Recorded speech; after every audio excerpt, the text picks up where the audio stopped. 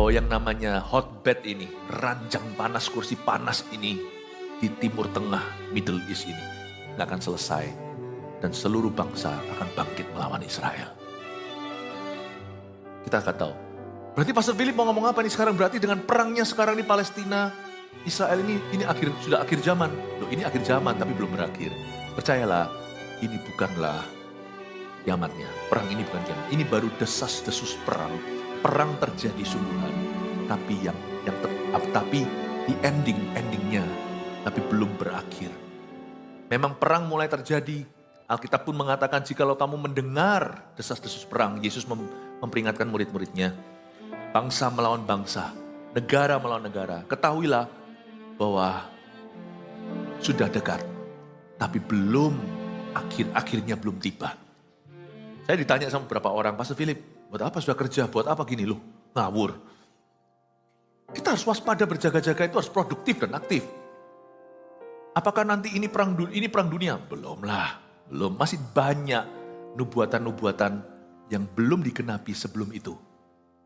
Tapi kalau Anda lihat, semakin banyak biblical prophecy, nubuatan Alkitab sudah mulai genap. Kalau Anda lihat aja dari 48 tersebut menjadi negara, sudah tahu jam dinding pukul berapa, ini pukul akhir zaman, sudah ngerti sudah. Udah harus tahu. Lalu tahun 1967, itu 48 kan? Yerusalem kembali ke pangkuan Israel lewat Six-Day War atau perang 6 hari. Pemicunya pertama-tama adalah perang antara Mesir dan Israel. Lalu nimbrung semua yang lainnya, negara-negara Arab seperti Yordania, masuk Syria, lawan Israel dalam 6 hari, 20.000 tentara Arab mati, 800 tentara Israel meninggal. Yerusalem kembali, termasuk Golan Heights atau dataran tinggi Golan dan beberapa tempat-tempat yang lain. Kalau Anda melihat bagaimana nubuatan dalam Alkitab mengatakan bahwa Yerusalem akan kembali kepada keturunan Abraham, Anda harus mengerti bahwa waktunya tidak menjadi semakin jauh, semakin dekat. Kalau kita lihat dari world history atau sejarah dunia, belum lagi kita rasakan dalam kehidupan pribadi bahwa waktu Tuhan itu tik-tok, sekarang sudah detik, bukan lagi jam atau menit. Saya tidak berkata ini supaya kita memprediksi kapan Tuhan akan datang. Jangan merasa lebih pangkat dari Tuhan Yesus. Yesus pun mengajari kita untuk tidak sok tahu, padahal dia maha tahu. Kalau dia aja, orang sekaya dia aja humble, orang miskin kayak kita jangan gaya. Dia sok tahu aja tidak mau menunjukkan pamer maha tahuannya, karena dia masih dalam pelayanannya sebagai manusia di Galilea. Dia masih memuridkan kita, murid-muridnya itu para nelayan. Dia berkata, anak pun tidak tahu, karena anak memilih dalam dagingnya, dalam pelayanannya di bumi. Tidak ada orang di dunia yang akan tahu kapan waktunya, mau bulan, kayak tanggal, hari, jamnya, tahunnya. Jangan coba diprediksi. Jangan percaya orang yang memprediksi Tuhan akan datang nanti tahun 2017. Sudah datang ya, sudah lewat ya. Sekarang tahun berapa sih? 23. Tahun 2027. 2000 berapa? Enggak, jangan. Enggak peduli dia siapa. Jangan percaya orang yang merasa dirinya lebih pangkat dari anak Allah. Don't believe a thing. Ya?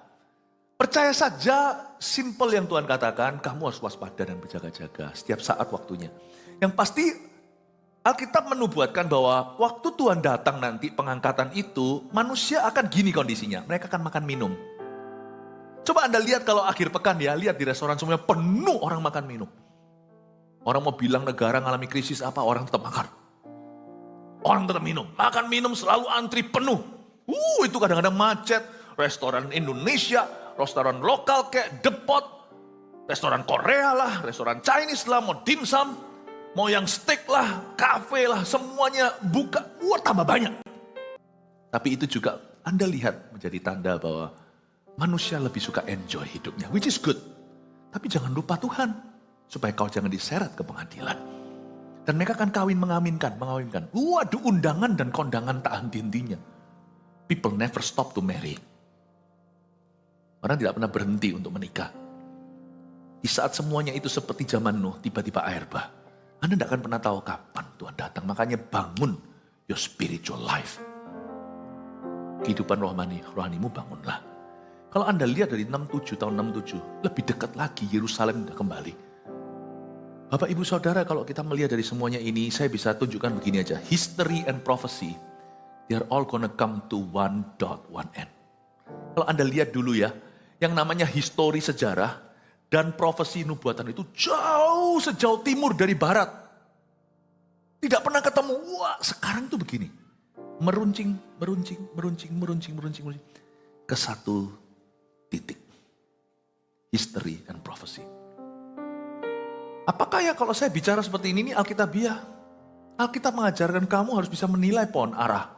Kamu lihat pohon itu gimana, kamu harus tahu musim panas. Kamu sudah tahu. Kamu bisa lihat langit dan tahu ini mendung, sebentar lagi hujan. Kita yang di Surabaya ini lagi doa-doa. Mungkin lupa masukkan di dalam topik doa kita, minta hujan.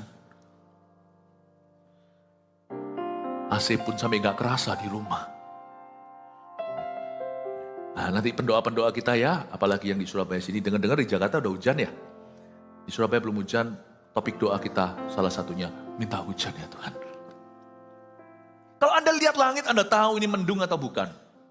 Langitnya mulai warna gitu, sekalipun sore Anda tahu ini sebentar lagi ini hujan. Ini bukan cuma sore-sore abu-abu, ini langitnya lagi, sebentar lagi akan ngamuk.